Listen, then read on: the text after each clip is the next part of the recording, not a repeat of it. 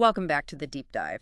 Today, we're zeroing in on, well, the absolute center of human architecture, the axial division of the skeletal system. The material you shared with us is just a masterclass in foundational anatomy. It details all the bones that form the core, the longitudinal axis of the body.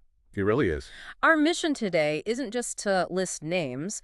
We want to understand the functional engineering behind these structures. We want to give you a shortcut to really visualizing every major piece and, why it's there. That's exactly right. I mean, when people think about the skeleton, they usually picture the whole thing, all 206 bones.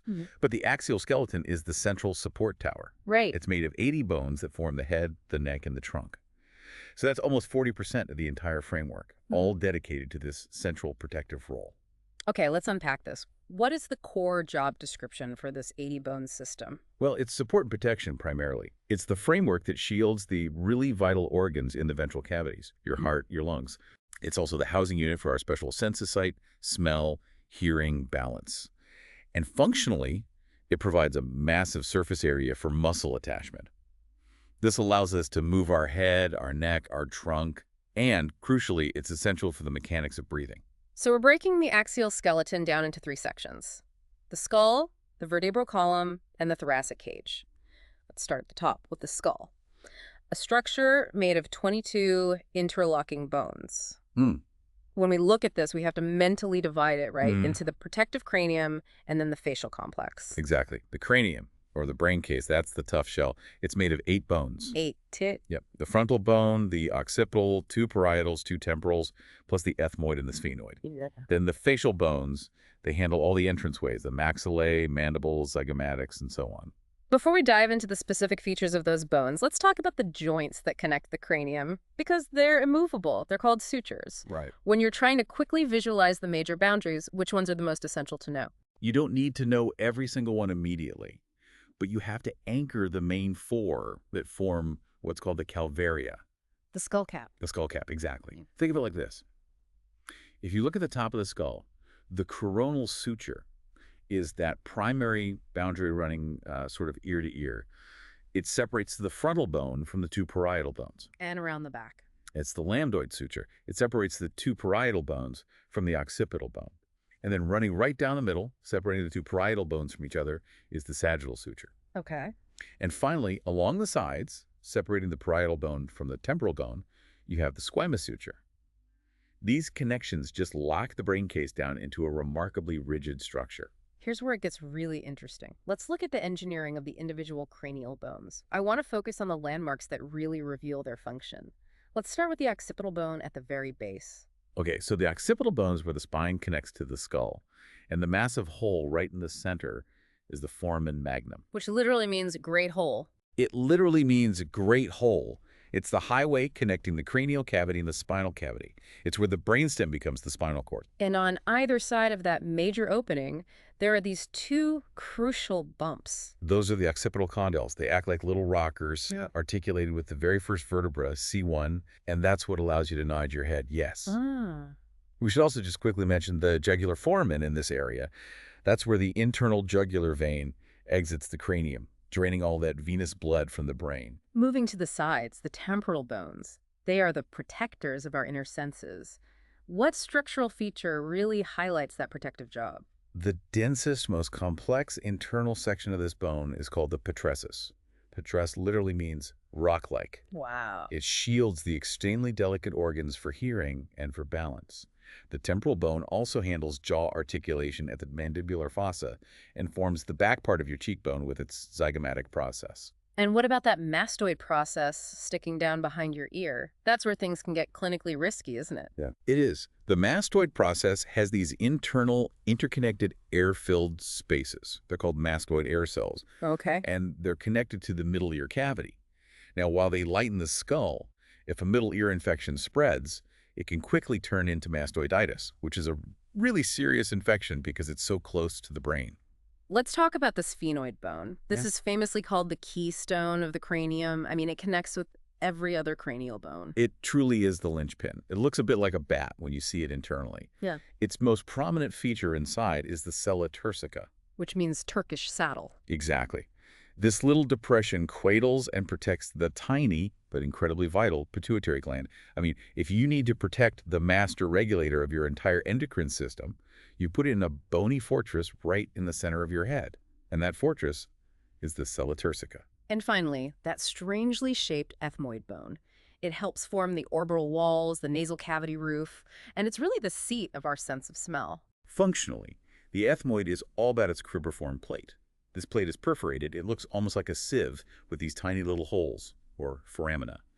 And they allow the olfactory nerves to pass from the nasal cavity up to the brain. So our sense of smell depends on those tiny openings. Absolutely. And rising up from that plate is the crista galli, a little crest that serves as an attachment point for the membranes that stabilize the brain inside the cranium. We mentioned the facial complex briefly. Let's focus on how these bones work together, specifically in the orbital complex and the nasal complex. The orbits, your eye sockets, are formed by 7 different bones: frontal, maxilla, lacrimal, ethmoid, sphenoid, palatine, and zygomatic. That's a lot of bones for one socket. It is. And a functional connection to note here is the lacrimal bone. It forms the mesolacrimal canal with the maxilla.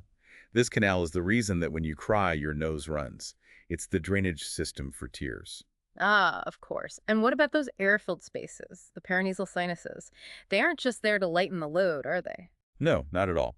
They perform 2 really important functions. First, they act as resonance chambers for sound when we speak. Which is why your voice changes when you have a cold. Exactly. And more critically, they're lined with mucus-producing epithelium. This mucus is a major internal protective mechanism. It traps foreign particles and pathogens before they can get down into the lungs. Before we move down the body, we have to acknowledge the hyoid bone, the lone floating bone. The anatomical maverick. It's suspended just below the skull by ligaments, and it's totally unique because it doesn't connect with any other bone. So what does it do? Its main job is providing crucial attachment points for the muscles that control the tongue and the larynx. It's absolutely essential for swallowing and for speech. Okay, let's shift our focus downward now. We're transitioning from the rigid skull to the highly flexible vertebral column. That's 26 bones in total. Right. 24 individual vertebrae, plus the sacrum and the coccyx. We divide the column into 5 regions. Cervical, that's 7 in the neck. Thoracic, 12. Lumbar, 5. And then the fused bones at the bottom, the sacrum and the coccyx. And that fusion isn't there from birth. No, it's a great example of development over time. That fusion isn't complete until you're around 25 years old. What's so fascinating here is that the column isn't straight. It has 4 curves, giving it that S shape when you look at it from the side. Why is that curved system so important? It's just an incredible engineering solution. If it were a straight, rigid rod, it would just snap under pressure. The curves provide balance, they send your body weight over your legs, and they make the column much more resilient to impact. And we categorize those curves based on when they develop. Exactly. The thoracic and sacral curves are the primary curves. We call them accommodation curves. They're present before birth to make room for the organs. And the other 2? The cervical and lumbar curves are secondary curves, or compensation curves. They develop after birth. The cervical curve develops when a baby learns to hold its head up, and the lumbar curve develops when we learn to stand and walk. They compensate for our upright posture. Let's visualize a typical vertebra. What should you imagine? Okay, imagine 2 core components. Up front, you have the thick, round vertebral body. This is the weight-bearing drum. And these are separated by those shock-absorbing intervertebral discs. And in the back. Posteriorly, you have the vertebral arch. It's made of walls, the pedicles, and a roof, the laminae. The hole this arch creates is the vertebral foramen, and all of them stacked together form the canal that protects the spinal cord. And what about all the bits that stick out? Those are the livers for muscle attachment. The binus process projects straight back. That's what you can feel on your back. Yeah. The transverse processes stick out to the sides. And adjacent vertebrae connect via the superior and inferior articular processes. And there are gaps between them for the nerves. Exactly. When they stack up, the gaps between the pedicles form the intervertebral foramina. Those are the exit doors for all the spinal nerves. The regional differences are pretty dramatic. Let's start with the cervical region. The typical cervical vertebrae, C3 to C6, have the smallest bodies. They don't bear as much weight. But their most unique feature is the transverse foramina in their transverse processes. Little tunnels. Yes. Tiny tunnels found only in the cervical vertebrae to protect the vertebral arteries and veins that are traveling up to the brain. And C1 and C2 are the true specialists for movement, right? Yeah, absolutely. C1, the atlas, doesn't even have a body. which is a key adaptation. It's just a ring that articulates with those occipital condyles on the skull to permit that nodding yes motion. And C2. C2 is the axis. It has a unique projection called the dens. The dens is basically the body of C1 that fused onto C2. This creates a pivot joint with the atlas, and that allows for rotation or no motion. Then you hit C7, the vertebra prominens. Why does that one stick out so much? C7 marks the transition to the thoracic region. It has a single long spinous process that you can actually feel at the base of your neck. It's a landmark. And it serves as a major anchor point for the ligamentum nuchae, which helps stabilize the whole cervical curve. Moving down to the thoracic vertebrae, T1 through T12. These are defined by their partnership with the ribs. Their defining characteristic is the presence of costal facets. These are smooth surfaces on both the body and the transverse processes where the ribs connect. This setup restricts mobility a bit, but it provides essential stability for the rib cage. And finally, the 5 lumbar vertebrae, L1 through L5. These are the workhorses. They are by far the largest and most massive vertebrae. They bear the majority of the body's weight. Which is why this is a common site for injury. It is. All that weight makes the lumbar region the most common site for degenerative issues, for compression injuries, and critically, for herniated discs. Why are they so prone to herniation if they're structurally the strongest? Well, the strength is in the bone, but the vulnerability is in the spacing, in the discs. The weight compresses those discs most severely here. If the outer layer of the disc weakens under all that strain, the soft center can bulge or rupture out into the vertebral canal. And press on the nerves. And press directly on the spinal nerves.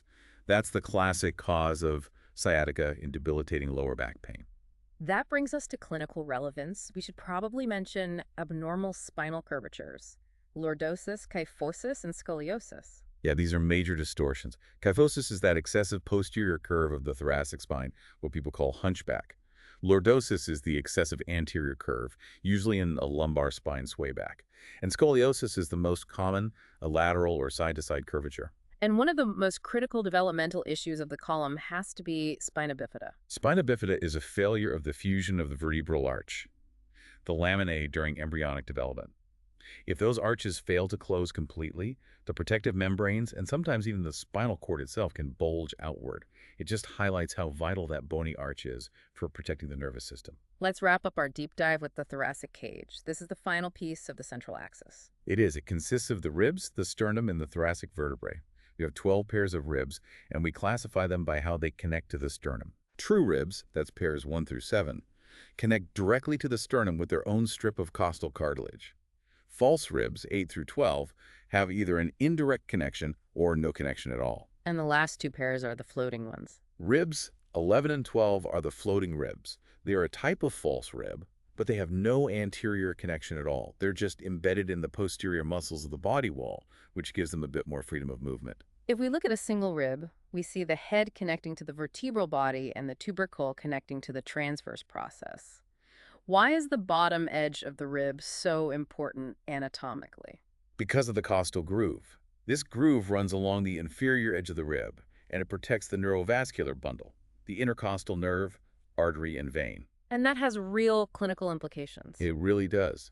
If a doctor needs to insert a needle into the thoracic wall, for a thoracentesis, let's say, they have to place the needle along the superior border of the rib below it to make sure they don't hit that bundle. And the mobility of this whole cage is key for breathing. How does the structure allow for that expansion? The ribs move dynamically. They elevate and move laterally in what's called a bucket handle motion, and they also move forwards and backwards like a pump handle. These motions change both the width and the depth of the thoracic cage, increasing its volume and drawing air into the lungs. Finally, the sternum, the flat anchor bone in the front. The sternum has 3 parts. At the top, you have the broad manubrium. It connects the clavicles and the first pair of ribs, and have that easily palpable jugular notch. Below that is the body, and at the very bottom, the smallest segment is the sphenoid process. The xiphoid process is notoriously vulnerable during emergency procedures like CPR. Absolutely. The xiphoid is the last part to ossify, often not fully bone until after age 25. And because it projects downwards and backwards, improper hand placement during CPR can fracture it. That can drive a sharp piece of bone right into the liver, which sits just below. So what does this all mean? I think we've established that the axial skeleton is really a system of centralized protection and support. Every single ridge, curve, foramen and process we talked about, from the tiny holes in the cribriform plate to the massive bulk of a lumbar vertebra, is a finely tuned engineering solution. Protecting the most vital systems. Exactly. The skull protects the brain, the vertebral column balances stability with flexibility for the spinal cord, and the thoracic cage provides this dynamic, essential protection for our heart and lungs. A perfect summary. And I want to leave you with this final provocative thought. We noted that those secondary spinal curves, the cervical and lumbar curves, only develop after we're born, once we learn to lift our heads and stand upright. So considering how much weight the lumbar region has to bear in an upright human, how did the development of this late-forming lumbar curve become the single most important anatomical adaptation necessary to prevent chronic compression and failure in a bipedal species? That's a marvelous study in evolutionary load distribution. A phenomenal deep dive into the engineering of our central core. Thank you for guiding us through the complexities of the axial division, and thank you, listener, for joining us on this deep dive.